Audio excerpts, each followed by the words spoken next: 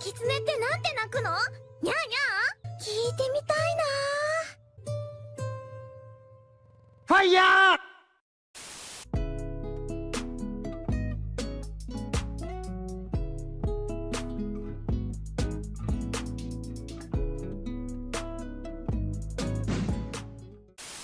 Hello everybody, this is SeetherCord here, and welcome to my next installment of Furry Review/Analysis.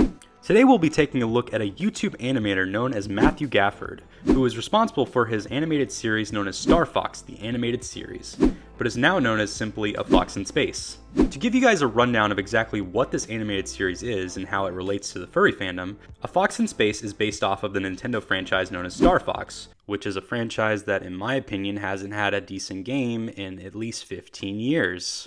But anyways, there was a name change to just A Fox in Space due to Nintendo shutting down Gafford's Patreon page that was used to support the project.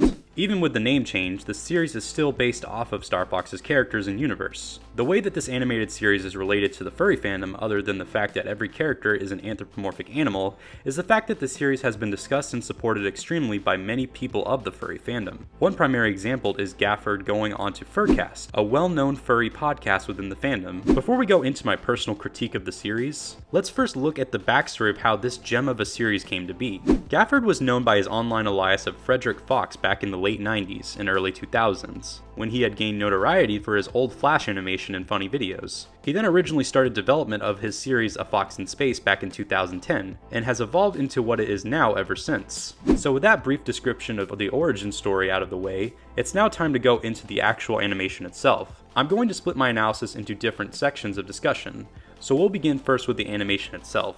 Fire! I'm going to be flat out honest here.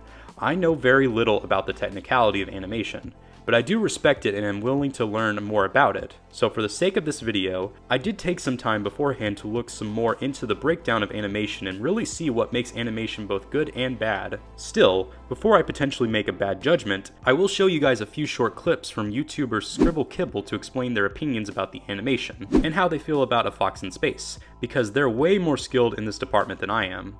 I will also leave a link in the description to their entire video for anyone who wants to see it. Mainly because everything about the animation is made to reproduce the look and feel of an 80s cartoon, like He-Man, Thundercats, Teenage Mutant Ninja Turtles. The art style is gritty. It's not cute like a lot of internet cartoons. Instead of having clean, solid colors and gradients with solid, smooth, perfect outlines, Matthew Gafford does these imperfect hand drawings. I find it interesting that when the characters are talking, the nose and the upper row of teeth are completely stationary.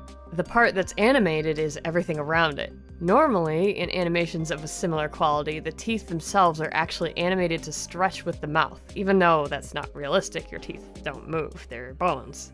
Or the other thing you might see is only the two fangs or nothing on the top row, except for sounds like rrr and tch, where the teeth are clenched together. The result of drawing all the top teeth all the time the way Matthew does is a very distinct style of lip sync and mouth animation. A key component of this style is the ambient lighting in pretty much every scene. The lighting color casts the characters in blue, yellow, or red tones and makes the overall emotion of the animation moody. The opposite would be no lighting, in which case we would always be seeing the base color of the character no matter the situation, but the coloring in this episode changes a lot. There are effects filters on the animation though. Hold up, pause there. See? There's white flecks on the camera. An old film flickering effect. And in some places, there's some kind of bloom effect applied to the art to make the fill colors burn into the black lines like this. If I could add in something when it comes to the animation aspect of the series, later clips that were released of episode 2 of the series show further improvement and extra adding to detail when it comes to the body movements and overall life of the characters. I think that this is great because it shows Gafford's improvement overall throughout the past 8 years of developing the series. Fire! This is the one aspect of the series that I feel had a great potential but ended up being more of a negative for the series and is my only real criticism. Gafford has an amazing vocal range for his voice acting skills. He can change the tone, pitch, and attitude of his voice easily and shows extreme talent hands down. Can I see your legs? You're serious. Well, you know, people talk, word gets around. I'm genuinely curious. Can't you just take my word for it that I don't have robotic legs? But however, the only downside to this is how when it comes to the voices he sets for the characters, some of them don't fit / match up that well in my personal opinion. For example, both Fox and Falco sound nothing like they do in the original voices for the games. And even if you took the games out of the question, they still wouldn't seem to fit the attitude of the characters for the series. While some of the characters, especially more of the one-liner and minor role characters, show accurate voice depiction, having your main characters that are given the most screen time having non-matching voices make the first episode distracting and takes away from the focus of the story. Fire! The story for A Fox in Space is well structured and organized. Each scene shows its purpose well, and every word of dialogue shows its importance, and helps further the plot and avoids extreme exposition. The humor is calm and collective, as well as smart and subtle without coming off as pandering. The characters are written well and stay consistent throughout the first episode, and also feel natural and true to the original source material's characters. Fire! The last aspect that we're covering, the music, is really well placed and orchestrated. The background music for each scene fits its location as well as whatever scenario the characters encounter. The music also tends to fit the characters and emotions that are placed on the characters as well, so that's also a plus. Fire!